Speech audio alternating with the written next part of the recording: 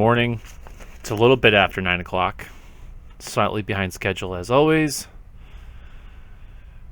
Looking at the SPY yesterday, opened up, made a solid move, and then we ran into several anchored VWAPs that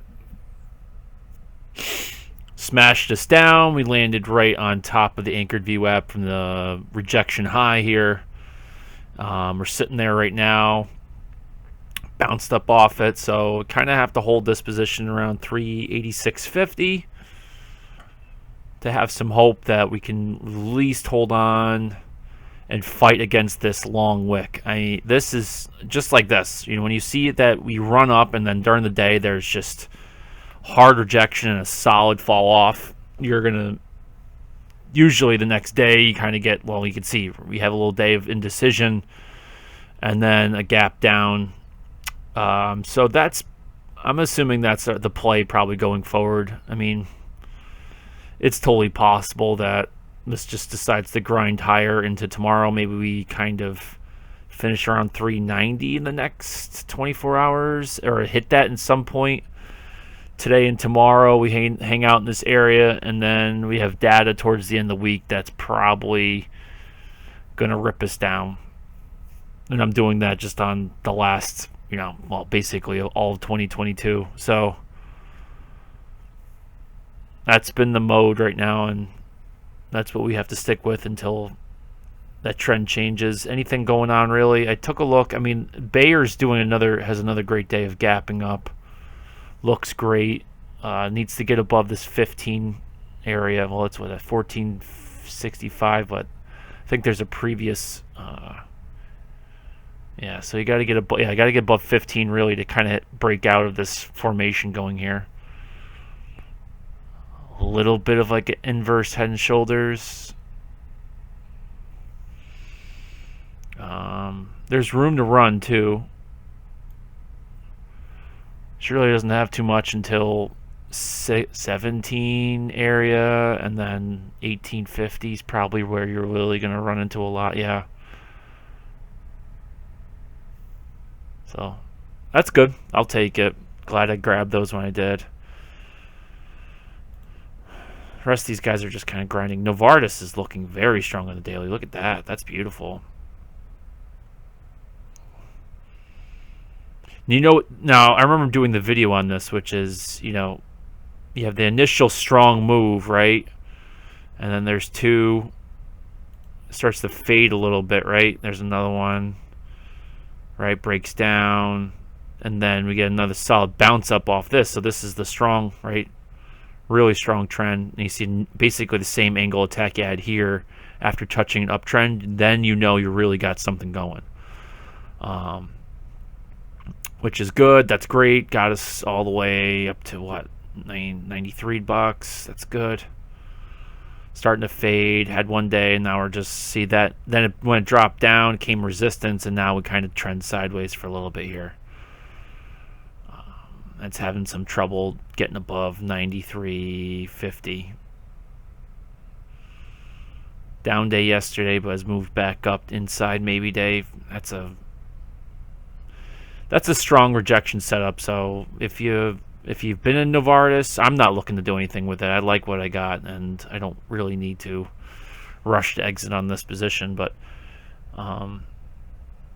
if you're somebody who, for some reason, really loaded up around $75 and you want to book some, it wouldn't be a terrible idea. Anyway, anybody else? GSK, little pullback after that spike on the litigation update. Hit the middle of the Keltner channel on the daily chart. Excuse me, the monthly, and is fading. But I don't have any trends right now to really go off. There might be one here, but I don't see where the bottom is. So there's the down. You see that right there, right? So it goes right off the top, the two. Second one, third one, and then we're hanging out there today. Obviously, there's the potential for this right off the bottom, so that's where we are there. So that's probably it. right? So you got 1, 2, 3, 4, comes all the way, was it like a month later? September, over a month later, hits right on it, and then that's where we are now. Yeah, she could pop out, so keep an eye on GSK if you want to get in on that. That's not bad. You can add a little bit here, and then if you're worried about trade or you want to be safe about it, you can probably just wait until it gets above the anchored VWAP here around $36. Is another potential buy there. It's a safer bet. Pfizer. Interesting.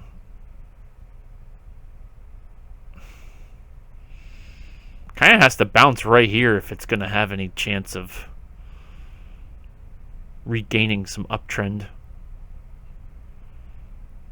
Can come all the way down to 47.50. You might find some solid support there, even at 46. If it comes down again, I'll buy. I think the buy threshold for me is 46 something, or 46 even. Anybody getting crushed? Novo Nordisk, what's up? Well, just a little bit of pullback.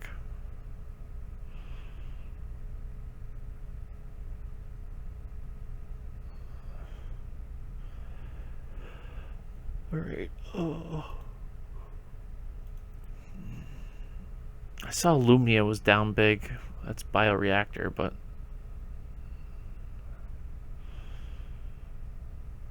I'm keeping an eye on this guy. I will. It's a gamble, but risk reward's definitely favorable. Just waiting for it to fade just a little bit more. Did she really get down to that? I would have grabbed that. I didn't notice. Jeez, I would have grabbed it at 23. Oh no, that was the day it popped, wasn't it? No. No. Oh man, I'm gonna have to watch out for this. Yeah, I'm gonna be patient. I'll wait until it comes down to like 26. This is another one I'm keeping an eye on. It's holding up there though. Jeez.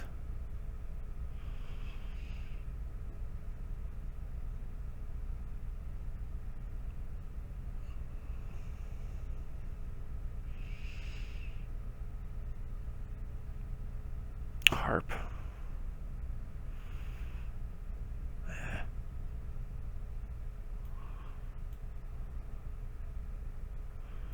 Sorry. Does that once in a while.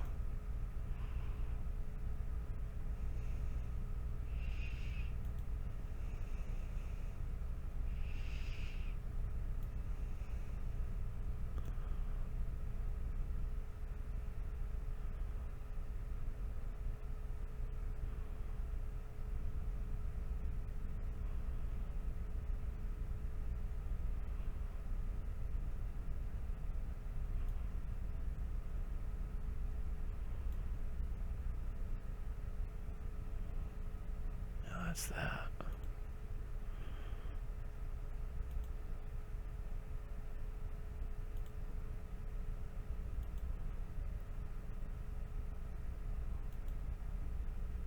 Nice work. Look at that. Alright, so if we see a bounce, I added. I'm going to probably continue to do that. No concerns. Kano, I've taken a break, but anything pull back down in the teens again, get down to like 17, 18, I'll buy. Looks like that anchored VWAP from this little bounce here. Yeah, she's keeping a weight on her. It doesn't look good. It's not strong. What you need is kind of like a pull down and then the angle in. You need the V bottom kind of idea, which is you're not going to get that here, but at least what you want to see is that it comes down and then you get a nice solid wick bounce off the bottom. Like we haven't seen that. It's kind of been like got there. It's got some support and just kind of slowly grinds up. You get some of the, but it's, we're looking for essentially a move that kind of looks like that maybe, and you want it kind of like a higher low or at the bottom. If it's at the bottom, that's fine as well. But you just need something that shows you that buyers stepped in, sellers kind of faded or got scared, and if there were shorts, they just started to run for the door. All right, so the one that I'm looking at today, it's an overreaction. ILMN, Illumina. I mean, they're going to be reporting growth. Wow, that came back up. Damn, I didn't grab it. I was looking at 77 this morning. Shoot. I mean, it's in the hundreds, so it's, it makes sense. But I was looking at it, right at 8 o'clock. I was like, this looks great. Where was it? Yeah, right at 8, or no? Was it at 8? Yeah, it was at 8. Look at that. I was like, I want this. Ay. And I missed it again down here. Look at that. Maybe she'll fade. She's got a 200-day EMA. But that's what I'm keeping an eye on. Vive, what's your deal? Oh, they just dropped it from the... Okay, that's another opportunity there. On the small cap side, I'll go back to the bio boom before I get done, but Personalis, PSNL, another cancer testing.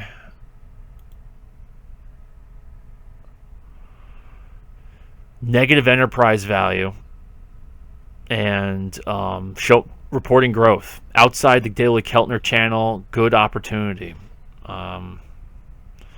Oversold on the monthly, daily starting to rise up. Haven't really got any strong trends going here, but we're getting close here. I'm getting a little bit like trains leaving the station feeling.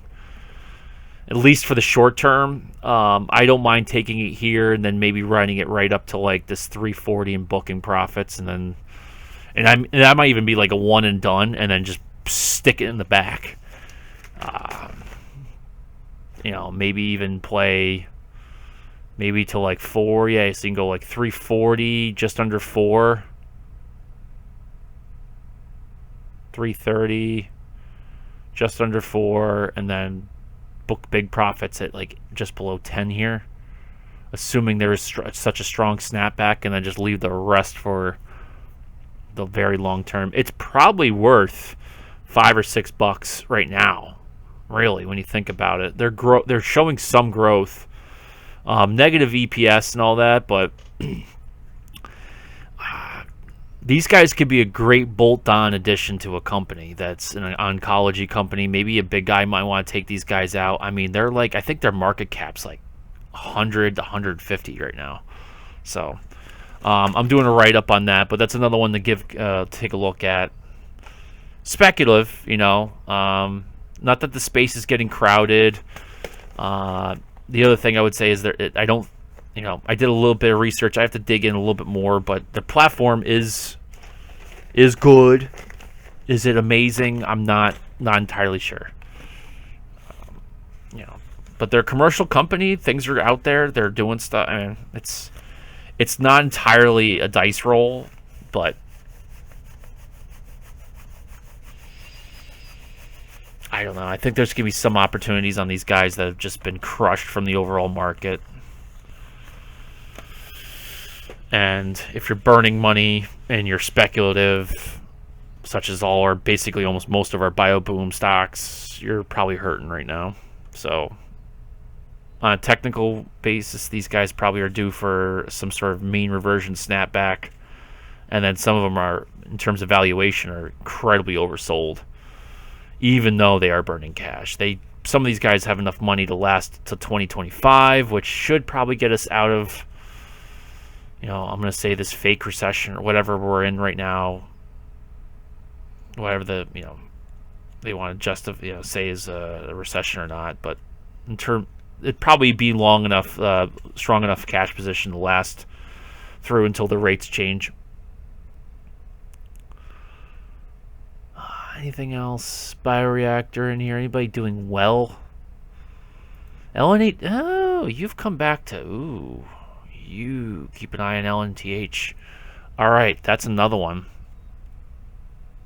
Finally coming back to Earth.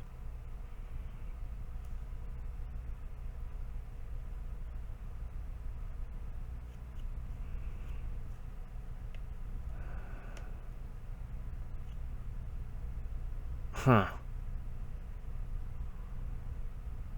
1, 2. ISRG's coming back nice and strong.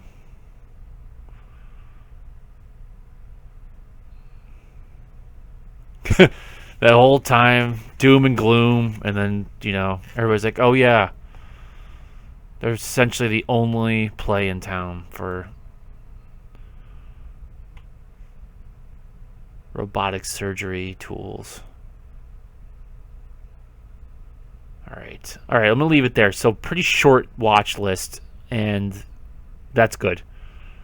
I'm not looking to. I mean, if things sell, that's one thing, but I'm looking at LNETH, Vive, ILMN, and then Personalis, PSNL.